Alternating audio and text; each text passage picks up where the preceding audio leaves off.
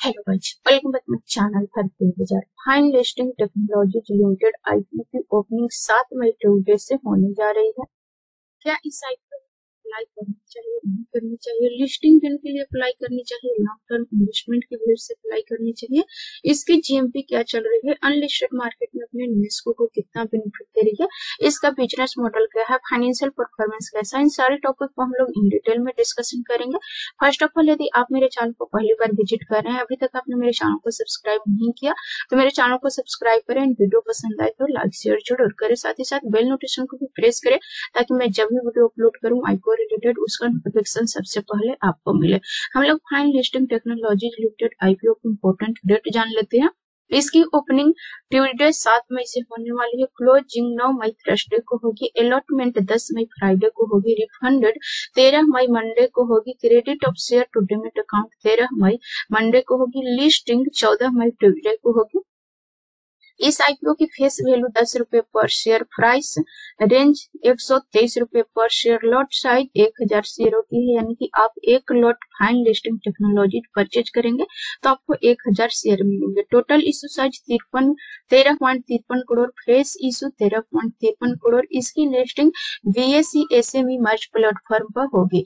इस आईपीओ में retail category में 50% का रिजर्वेशन है, अदर्स में भी 50% का रिजर्वेशन है। रिटेल कैटेगरी में मिनिमम एंड मैक्सिमम इन्वेस्टमेंट की राशि 1,23,000 रुपए है। एचएनए कैटेगरी में मिनिमम इन्वेस्टमेंट की राशि 2,46,000 रुपए है।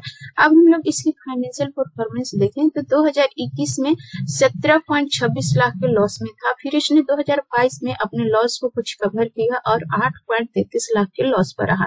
फिर 2023 में इसमें फास्ट मोमेंटम आई, काफी तेजी से ग्रोथ देखने के लिए मिला इसके प्रॉफिट में, और 31 मार्च तक 178.92 लाख पर पहुंच चुका। लेकिन वहीं देखें तो 4 महीने के अंदर इसके प्रॉफिट में काफी गिरावट आई, कमी नजर आई और 123.20 लाख के ही प्रॉफिट पर रहा। तो इसमें फाइनेंशियली काफी उथल पुथल दिख रही है, लेकिन इसके मुकाबले यहाँ पर अभी भी ये प्रॉफिट में है, तो ये एक प्लस पॉइंट है।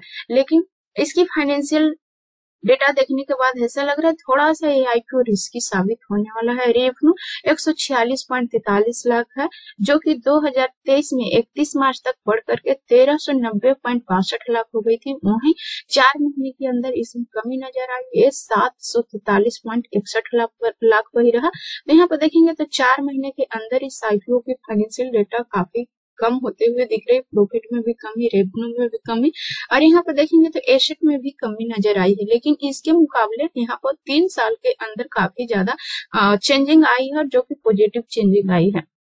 2021 में इसकी एसेट 59.69 लाख थी, जो कि 2023 में 31 मार्च तक बढ़ करके 1015.99 लाख हुई, जो कि यहाँ पर 4 महीने के अंदर इसमें थोड़ा सा कमी नजर आई है, 102.96 लाख पर ही रही है।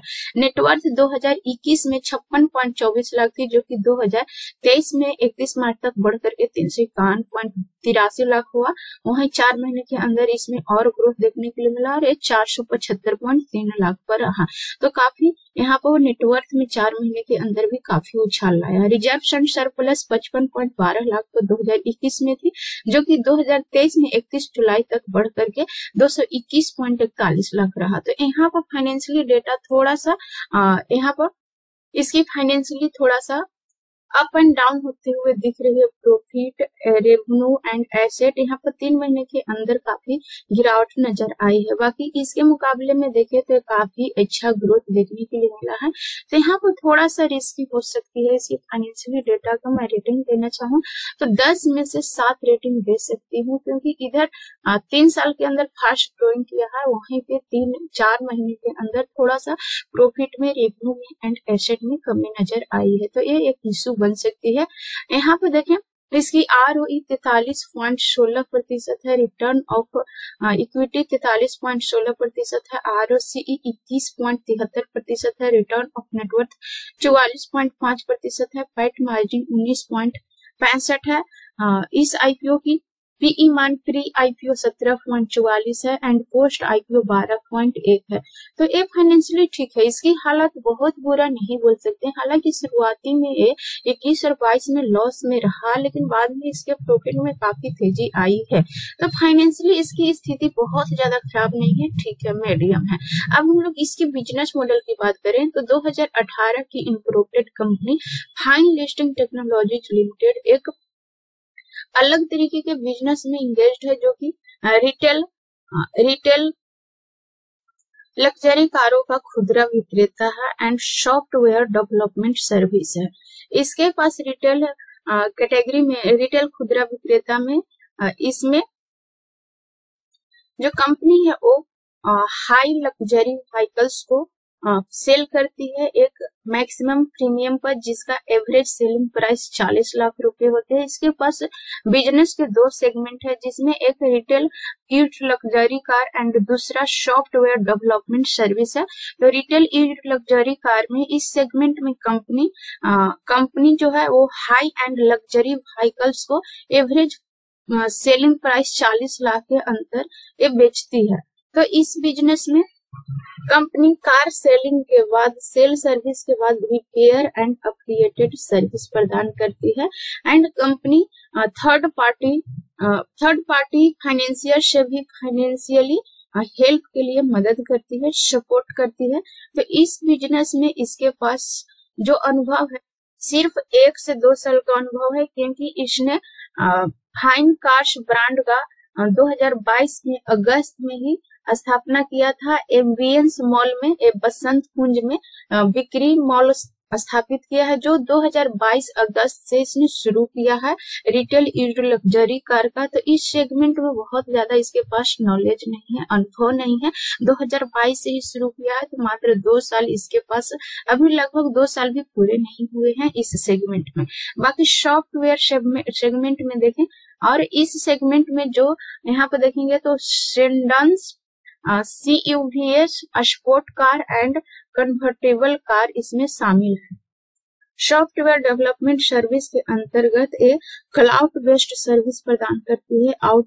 IT कंसल्टिंग सर्विस जैसे कि big data analytics, cloud architecture, data engineering, IoT solution इत्यादि इस सेगमेंट के अंतर्गत सर्विस प्रदान करती है अपने ग्राहकों को। And intelligence analytics, cloud development, cloud solution and data management, digital transformation, IoT development and web development की सर्विस प्रदान करती है। तो जो दूसरा सेगमेंट है इसमें बहुत अच्छा इसकी सर्विस है। इसके अंतर्गत क्लाउड बेस्ड सर्विस प्रदान करती है, जिसमें digital transformation, IoT development and web development की सर्विस प्रदान करती है। तो दूसरा सेगमेंट बहुत अच्छा है, बिजनेस के हिसाब से दूसरा सेगमेंट बहुत अच्छा है। पहला सेगमेंट भी अच्छा है, लेकिन अभी शुरुआत किया है तो इसमें अभी अनुभव जनरेट करी है, इसके पास कुछ खास अनुभव नहीं है। तो इसके वजह से इसके पास फाइनेंशियल डेटा में थोड़ा सा उथल पुथल है, क्योंकि जल्द ही शोरूम स्टार्ट किया है, तो इसके पास काफी ज्यादा इसने खर्च किया है, जिसकी वजह से लॉस मेकिंग रहे। बाकी दूसरा जो सेगमेंट है सॉफ्टवेयर डेवलपमेंट का, इसमें इसके पास काफी अच्छा सर्विस है। तो ये बहुत जल्द ही अपने फाइनेंशियली परफॉर्मेंस काफी तेज करने वाला है, क्योंकि दूसरा जो बिजनेस है, दूसरा सेगमेंट है, इसके पास एक काफी अच्छा दिख रही है, यूनिक दिख रही है। तो ये दो तरीके का काम करता है, एक है कार सेल करती है एंड दूसरा है सॉफ्टवेयर डेवलपमेंट का सर्विस करती है। इसके पास पहले सेगमेंट में जिसके अंदर एक कार लग्जरी कार का बिजनेस करता है, इसमें एक बड़ी श्रृंखला पेश करती है, जैसे कि sedans, SUVs, sport cars and convertible cars, एक बड़ी श्रृंखला पेश करती है इस बिजनेस में। एंड सॉफ्टवेयर डेवलपमेंट बिजनेस में भी एक बड़ी श्रृंखला पेश करती है। इसके अंतर्गत कई तरीके की सर्विस प्रदान करती है, जैसे कि cloud cloud development, cloud solution, data management, digital transformation, IoT development and web development की सर्विस प्रदान करती है। तो इसके पास बिजनेस ठीक दिख रही है। जो दूसरा सेगमेंट है वो सेगमेंट काफी अच्छा दिख रहा है। पहले सेगमेंट के अंतर्गत जो कार बेचती है, जिसके अंतर्गत ये बहुत ही जल्द मॉल बनाया है, तो इसको थोड़ा सा यहाँ पर भी अनुभव जनरेट करना पड़ेगा। इसके वजह से इसके फाइनेंशियली डेटा में थोड़ा सा उथल पुथल नजर आ रही है।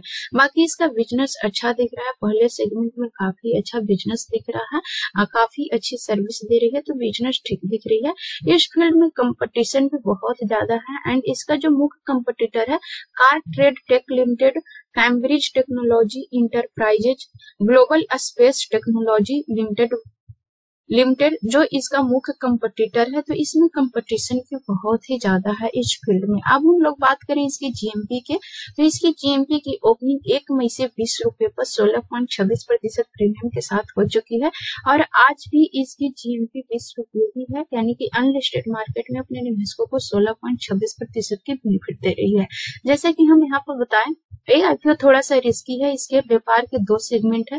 अभी इस दोनों सेगमेंट एक साथ ही कर रहा है, हो सकता है बाद में अपने सेगमेंट को अलग अलग कर सकता है, जिसकी वजह से इसकी फाइनेंशियल परफॉर्मेंस काफी अच्छा मिलेगा, फाइनेंशियल ग्रोथ काफी अच्छा होगा। अभी फिलहाल एक साथ ही कर रही है, जिसकी वजह से फाइनेंशियली थोड़ा सा इसमें इश्यू आ रही है, क्योंकि बहुत ही जल्द कार सर्विस लॉन्च किया है। मॉल 2022 में अगस्त में लॉन्च किया है, इसको अभी 2 साल भी नहीं हुए हैं।